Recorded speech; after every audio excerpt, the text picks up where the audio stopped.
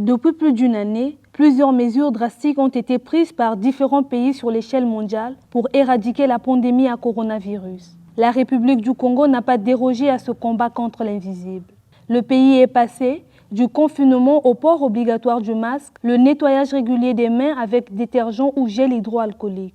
Conséquence positive, le retour en circulation des transports en commun avec à son bord un nombre limité des passagers. Des mesures dont le Congolais lambda paie le lourd fardeau pour quitter d'un point à un autre. Pire encore, le 23 septembre dernier, 4 nouvelles mesures viennent d'être prises lors de la 27e réunion de la coordination nationale de gestion de cette pandémie, alignant ainsi le Congo vers une vaccination obligatoire. Pour atteindre 30% de la couverture nationale à fin décembre 2021 et 30% en juillet 2022, la coordination nationale propose 4 nouvelles mesures de renforcement qui sont les suivantes.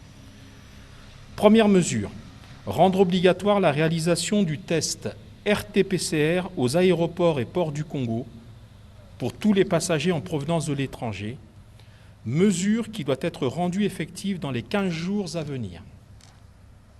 D'autre part, 3 autres mesures nouvelles devront connaître leur commencement effectif d'exécution le 1er novembre 2021, après que les autorités compétentes se soient assurées de la mise en place des conditions optimales de leur réussite en termes de logistique et d'organisation.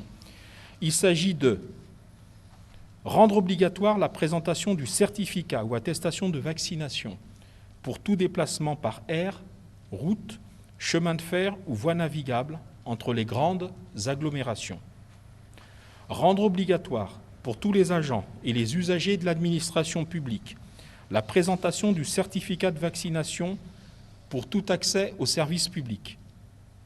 Enfin, rendre obligatoire la présentation du certificat ou attestation de vaccination pour tout accès des agents et usagers des préfectures, mairies, banques, régies financières, postes et caisses de retraite. Toutes ces mesures font couler beaucoup de salive dans les grandes artères de Brazzaville. La pilule semble être amère à avaler pour ces Congolais. La mesure que je trouve qui n'est pas fondamentale, c'est la vaccination obligatoire, où le gouvernement décide que tous les agents de l'administration publique doivent se faire vacciner et qu'à partir du 1er novembre, tous les échanges donc, entre les grandes agglomérations, les populations doivent présenter un certificat de vaccination. Donc, à mon sens, je trouve qu'il s'agit là d'un pass sanitaire obligatoire qu'on est en train d'imposer à la population. Le vaccin ne doit pas être obligatoire. Le vaccin doit se faire de façon libre. Le vaccin doit se faire de façon personnelle, individuellement, avec un consentement éclairé. Mais si on nous fait comprendre que le vaccin n'est pas obligatoire, pourquoi obliger à certaines personnes, avant de s'admettre par exemple dans telle administration, il faudrait à tout prix qu'ils aient une carte de vaccination? Alors pour vous, c'est une forme de dictature? C'est une forme de dictature. C'est bien une forme de dictature. Libre, libre.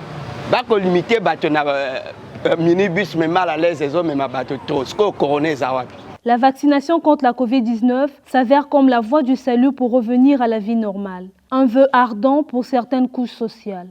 Oui, bon, la vaccination, quelqu'un est obligé de vacciner parce qu'il faut éviter la maladie. Donc, pour ne pas se contaminer.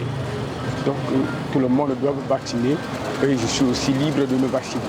Tout ce que nous pouvons dire, c'est de féliciter nos gouvernants de ce qu'ils ont pensé de mettre à notre disposition les 4 mesures. Parce que vous savez, il y a une crise sanitaire, une crise biologique. Le monde souffre, c'est tout le monde qui meurt. Le corona, c'est une maladie qui est avérée. Ce n'est pas une utopie, moins un mythe. Des gens meurent. Donc on ne peut que féliciter nos gouvernants pour ces mesures qu'ils ont prises. Pour Nangaï, en tant que citoyen congolais, en tant que moi Yamboka, et Salinga et Sengomingi, Nago Sepila, Congolais, toi, ça l'a vacciné, attends, on règle. Mais tu as bien, il faut pas ça le façon, il n'a pas de malade qu'elle est. Il y a pas de malade qu'elle veut qu'elle est.